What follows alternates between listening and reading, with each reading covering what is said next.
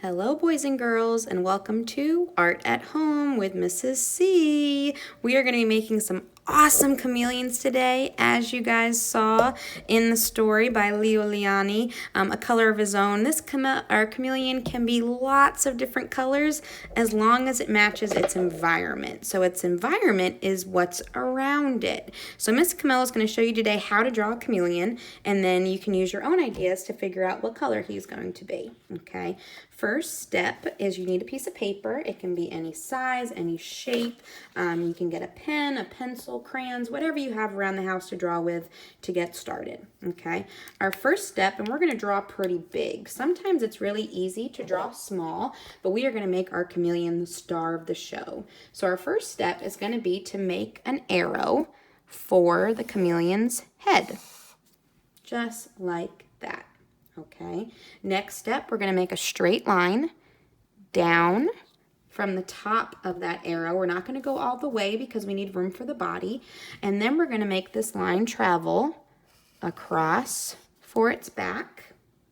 And then for his tail is pretty fun. It looks like a spiral, but it also reminds me of the letter C. So C is for chameleon, C for Miss Camelo, and C for our chameleon today. So you're going to make a C that connects with the back that you just drew.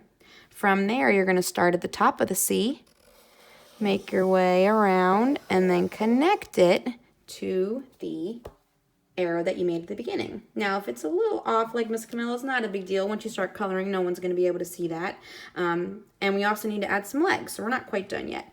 The legs, if you remember when we drew Mr. Roy G. Biv, we used the letter L to make the arms, to show the elbow. We're also going to use the letter L to make our chameleon's feet. 1, 2, 3, and 4. Now those are some pretty skinny legs, so we're going to fatten them up just a little bit by making another L inside of it and connecting the two. Another L, connecting the two, and you're going to do that for all 4 legs. And look at that, my little oops from before, I can make it part of that second L and you won't even know the difference. So now you have the outline of your chameleon. He needs a little eye, so you can do a circle. For the eye, you can add a pupil and a fun smile because we're going to make happy chameleons. And now we need to think about the environment. So if my chameleon was walking through maybe a jungle, he would need something to walk on. So you're going to make a line for the ground. And when you're drawing the line for the ground, make sure you don't go through those legs. You want to go around the legs so it looks like the chameleon is walking on the ground. Now, I like my idea of sticking with the green leaves. I love using green because there's lots of different types of greens. There's dark greens, there's light greens, there's yellow greens, there's even a blue green. So I'm gonna have some fun with some greens today. You may choose any type of background you wanna do and then match your chameleon to that background. So to make some leaves, let's pretend, like I said, he's in the jungle. I'm gonna make some leaves sticking down from the top and from the side, because the jungle or the rainforest is very lush, very full of green leaves. And I'm going to make them go all the way around my picture. Now imagine this chameleon is walking through that jungle and he gets scared. Oh, he wants to camouflage himself. So we are going to make him blend right in with his environment. I'm going to add some details to my leaves. These are what we call the veins of the leaves. And I'm going to do that before I start coloring. So any details I want to add, I'm going to do first and then color last. Now, my chameleon, since I have lots of different types of greens, I might want to consider adding maybe some stripes to my chameleon so I can have more color. So I might go in here and maybe make some zigzag lines for stripes, maybe make some straight stripes, almost like a tiger maybe. I had one student one year draw their chameleon walking on a tiger, and they made their chameleon black and orange. So there's lots of things you can do to make this super creative.